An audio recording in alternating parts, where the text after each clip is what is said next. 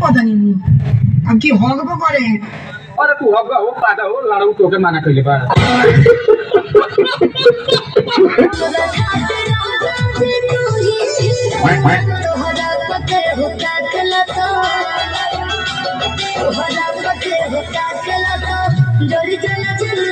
बोलती से हम क्यों करता दी तो बैगन भाग बोलो नहीं तो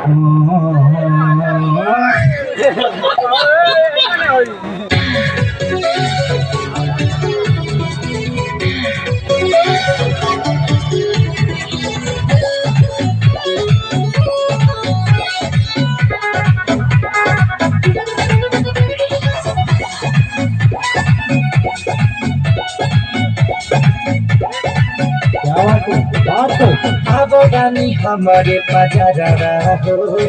उठता बदन में लगा रहा हो अब गानी हमारे पजरा हो उठता बदन में लगा रहा हो प्यार के घुमा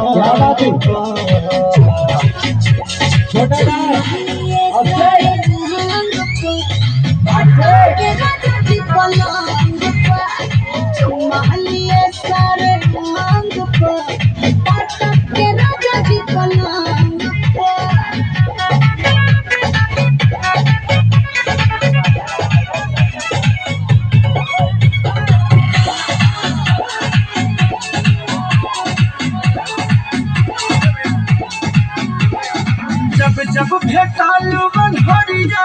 में चापे न देलू चदरिया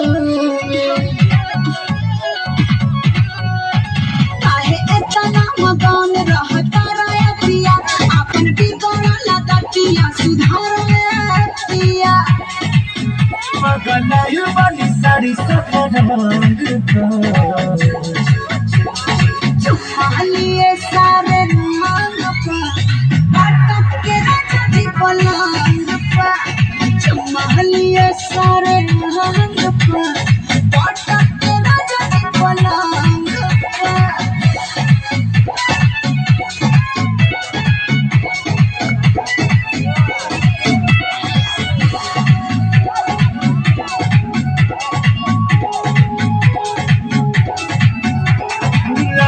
बसत के सोते के हो रात भला हरिया लूटी के हो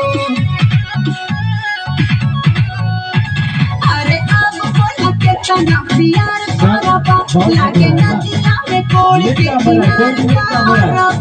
बिल्कुल मैं जानता हूँ उड़ल जाए संगे प्यार के पतंग समझिए चुमालिए सारे भाई का नाम है के राजा जी पलंग पर चुमालिए सारे अंग पर के राजा जी पलंग पर क्या बात है और सुन के तो सुंदर सा और